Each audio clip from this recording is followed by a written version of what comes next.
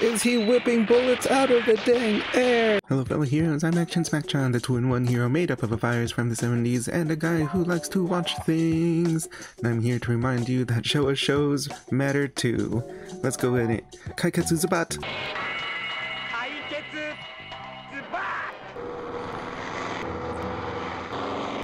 It's a lot of flying.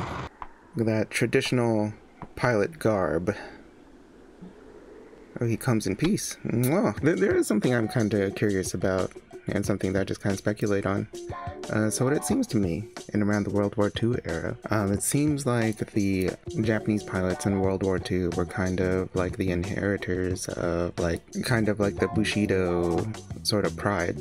And my take from kind of Showa era media is that there was that kind of pride in it, because they tend to put a lot of emphasis on pilots, airplane pilots, or similar.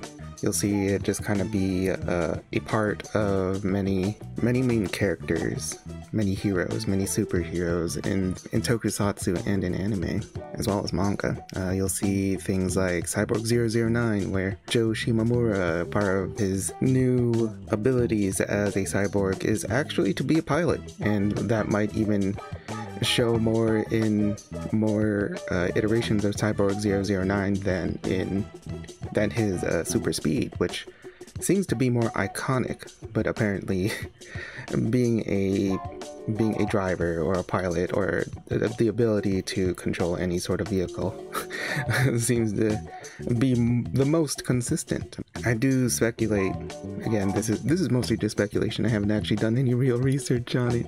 I'm also thinking that this is the sense of pride in pilots also allowed Star Wars to be very resonant to creators in Japan. So you will see a whole bunch of Star Wars references. I mean, like, to the Western eye, it's all like, well, yeah, it's Star Wars. It's like the biggest thing ever. But if you think about it, like, there's plenty of other like Western properties that didn't resonate with the Japanese audiences that are, like, you know, huge.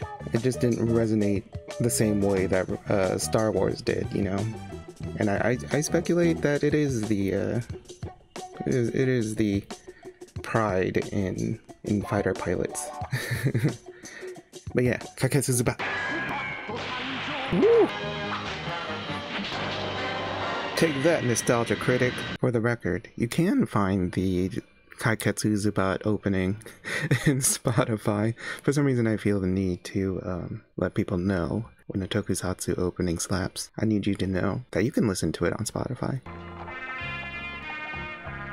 It's so chill. Like, if you watch the opening, you kind of expect him to be like super big and bombastic, but he's just vibing in the back of a horse-drawn carriage. I mean, not even a carriage, it's just a buggy. Oh, there it is. It's the guys with no chill. Oh, zero chill! Oh my gosh, children, no! What are you doing? Don't just block them with your body. It doesn't work that way. Wow, that girl was about to save no one. Oh, this dude's just watching. The nostalgia critic was really rude. Ooh, whoa. Wow. You didn't flinch at it. How did that not blow his brains out? They didn't translate Yojimbo. Oh my gosh, he's so cool. This guy's coming out here finger picking with gloves on, you know he's serious business. Ooh, the lighting. Second best.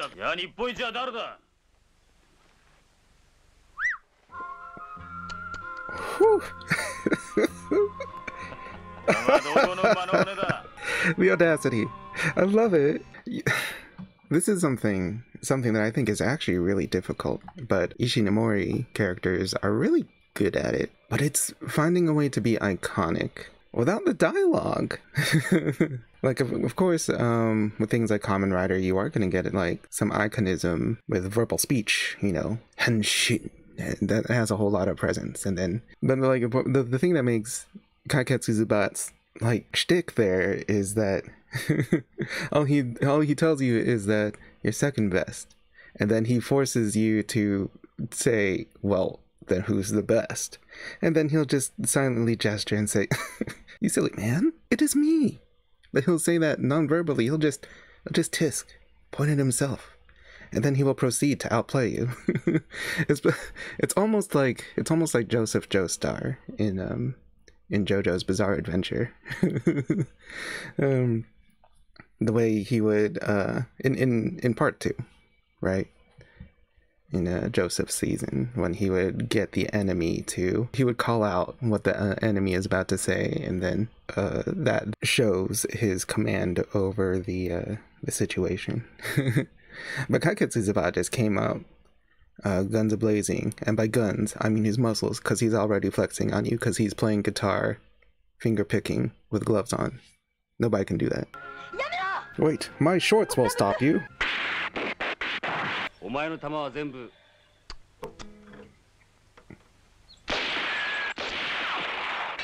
Oh.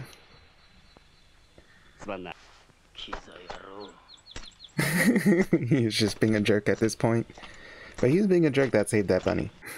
I do want to applaud our main character here for saving this kid, his bunny, and that school teacher non-violently.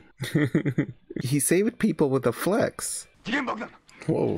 And he's like, darn it, I should have gotten a quieter bomb. Wow, look at this stunt, holding on to that moving vehicle. You could just jump off, guy. Both of you, just leave. Oh, he's alive.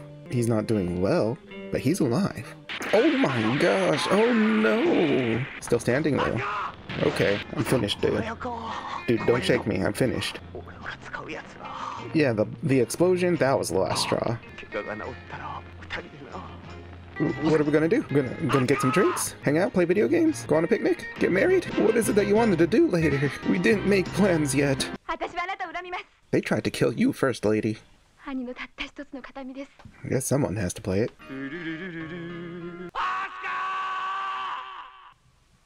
Alright, that part gets me. Because, like, I'm really impressed by it. In part because, like, these days it's pretty commonplace, right, to have like your leading actor also able to sing.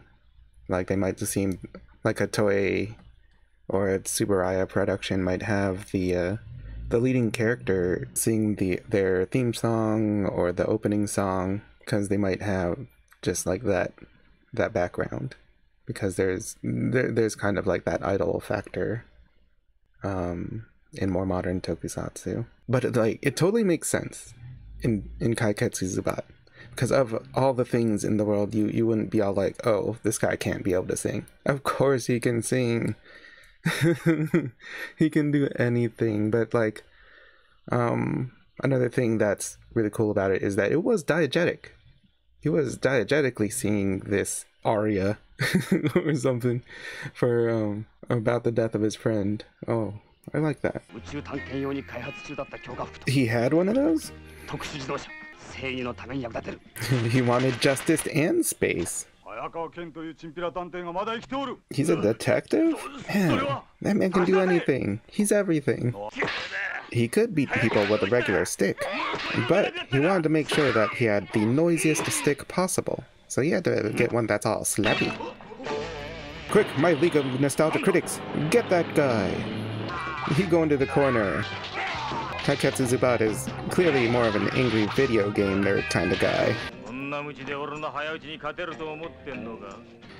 Is he whipping bullets out of the dang air? Oh my gosh! Kaiketsuzuba is the worst guy to have to fight, because he'll trash talk the heck out of you. He'll call you second best, and then if you try to talk trash to him back, man, he'll whip your bullets out of the air. Whoa. Whee! That was the fanciest hit you with my junk attack. Okay, we figured out who blew up Asuka, but who shot him? I actually really do like that that him being a detective really does come into play. It's not just like by title, and he's not just having it as an excuse to like solve crimes, but like we're actually seeing like him think about the case, you know, being all like, oh wait, he can't have been like the one that shot my friend. Because that wouldn't have made sense from that angle. I like that a lot. It also gives like context to why this police guy is so familiar with Ken. Just take my word for it. So that was basically one of the coolest things I've ever seen in my life. He's like Batman, but he's not. He's as skilled as Batman, I would think. But he's also like a cocky bastard kind of. I like it. I like it a lot. Well, anyway, in the comments, tell me what you think of Kaiketsu Zubat. Are you a big fan of Showa era tokusatsu like I am? Because boy, I am. I guess it's the 70s virus in me that makes me love it so much. Well, anyways, if you had fun along with me, go ahead and give this video a like and share it with a friend so that they too can become a fellow hero. And did you notice that I am streaming these days from 6 p.m. to 8 p.m. on Tuesdays and Thursdays? I stream both on Twitch and on YouTube. So if you have the opportunity, I would love to see you there. And as always, thank you guys so much for being here, and I will see you in the next Smackdown Fact adventure.